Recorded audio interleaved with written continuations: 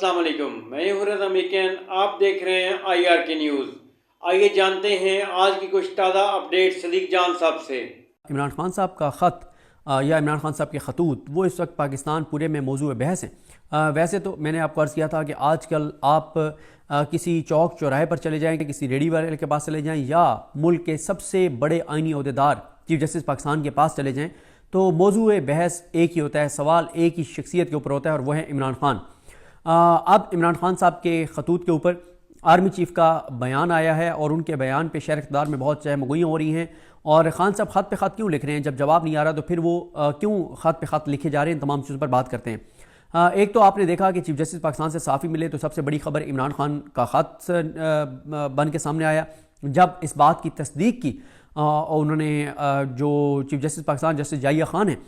जब उन्होंने ये कहा कि इमरान खान का ख़त आया है, उसके साथ USB भी है, सबूत भी हैं, बड़े अहम शवाहिद हैं, संजीदा चीज़ें हैं, तो लिहाजा मैंने वो आइनी बेंच को भेज दी हैं। अब वो जस्टिस जाहिया खान आफरीदी जो कह रहे हैं कि मैंने इमरान खान का ख़त जो है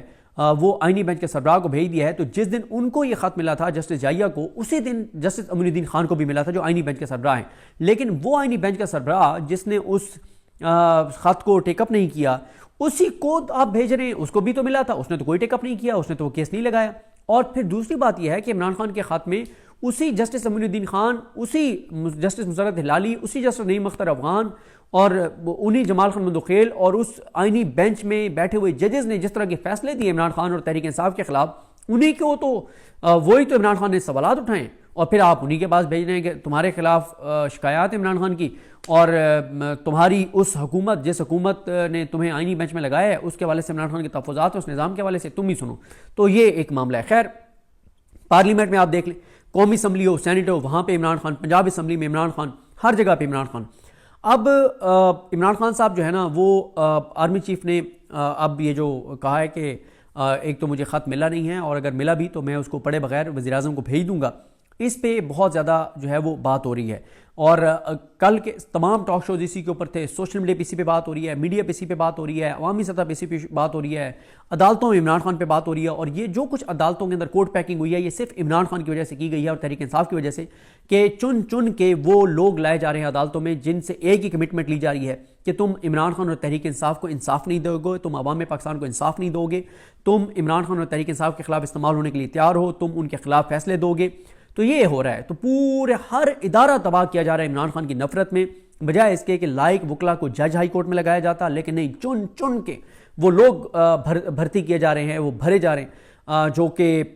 अपना सब कुछ किसी और के हवाले कर चुके हैं और वो इमरान खान के खिलाफ इस्तेमाल होने के लिए तैयार हैं। बल्कि असद मलिक साहब जो डॉन के रिपोर्टर हैं, उन्होंने अपने ब्लॉग में बताया कि जो सिंध में जज लगे हैं, उन्होंने उनसे पार्टी फंड के नाम पे पीपल्स पार्टी ने करोड़ों रुपए मांगे, तो जो करोड़ों रुपए दे के जज लग रहे हैं। और फिर आगे असद मलिक साहब ये भी कहते हैं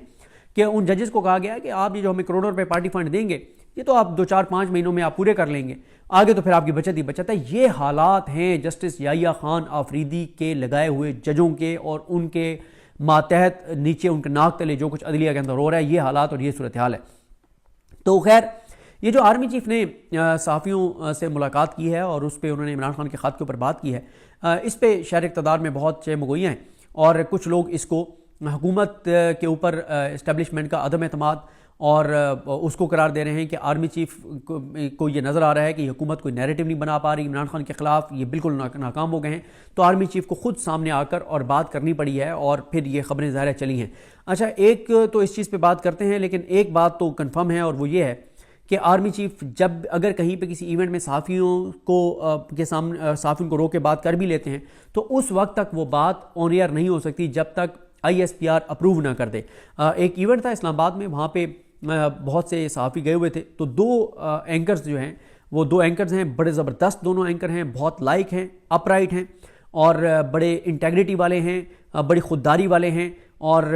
वो बिल्कुल प्रो PMLN नहीं हैं और ना वो प्रो PTI हैं, वो इंडिपेंडेंट जर्नलिस्ट हैं और बड़े दबंग हैं दोनों। तो उन्होंने आर्मी चीफ गुजर रहे थे, तो उन्होंने आर्मी चीफ से बात करने की कोशिश की, उनको मौका मिल गया, उन्होंने कुछ सवाल किए, आर्मी चीफ ने जवाब दिए, लेकिन अभी वो उस तकरीब से निकले नहीं थे कि उन दोनों को कॉल्स आ गई ISPR से और कहा गया कि आपने ये बात जो है वो ऑन रिकॉर्ड नहीं लानी, क्योंकि ऑफ द रिकॉर्ड बात थी और इसे आप ऑन एयर नहीं कर सकते। लेकिन यहाँ पे जिन एंकरों के साथ बात हुई है, ये एक तो प्रो एस्टेब्लिशमेंट थे, پرو پی ایم ایل این تھے، پرو پیپلز پارٹی تھے، پرو نواز شریف تھے، پرو مریم تھے، پرو شہباز شریف تھے، پرو زرداری تھے، پرو بلاول تھے، اور ان کے بارے میں پورے پاکستان کو پتہ ہے کہ ان کا کیا اس وقت ایک نقطہ نظر ہے پاکستان کے اندر جو کچھ ہو رہا ہے اس کے اوپر. تو ان سے جو آرمی چیف نے بات کی تو ان کو اجازت دی گئی کہ آپ یہ بات آن ایئر کر دیں. تو یعنی آئی ایس پی آر یہ سمجھتا تھا، یہ چاہتا تھا کہ یہ بات عمران خان کے خط کے حوالے سے یہ بات میڈیا کے ذریعے عوام تک جائے، تو اس لیے انہوں نے الاؤ کیا، ورنہ یہ آن ایئر نہیں ہو سکتا تھا. ہاں یہ تو کہا جا سکتا ہے، میں اس بات کو نہیں میں درست سمجھتا کہ یہ جو کہا جا رہا ہے کہ آرمی چیف خود ان صحافیوں کے پاس گئے اور وہ چاہتے تھے کہ وہ یہ بات کریں اور پھر یہ بات آگے چینلوں پہ چلے، کیونکہ یہ بات تو ہے کہ ان صحافیوں کی جانب سے بتایا جا رہا ہے کہ انہوں نے آگے بڑھ کے آرمی چیف سے بات کرنے کی کوشش کی اور یہ کامیاب ہوئے بات کرنے میں. اور اس کے بعد پھر آپ یہ بھی دیکھ رہے ہیں کہ عمر چیمہ جو ہیں وہ بہت تعریف کر رہے ہیں آرمی چیف کی باڈی لینگویج کی، اور بہت انہوں نے تعریفوں کے پل باندھے ہیں کہ کیا مطلب انہوں نے تو جو منظر کشی کی ہے آرمی چیف کی باڈی لینگویج کی تو داد دینا چاہیے عمر چیمہ صاحب کو. جتنی زبردست انہوں نے آرمی چیف کی شخصیت کے اوپر انہوں نے جو ہے وہ جس طرح سے اس کی یعنی آپ کیا کہیں کہ اس کی جو ان کی الفاظ تھے، ان کی جو بات تھی، اس کی جس طرح سے تشریح کی، تو وہ داد دینی چاہیے عمر چیمہ صاحب کو. تو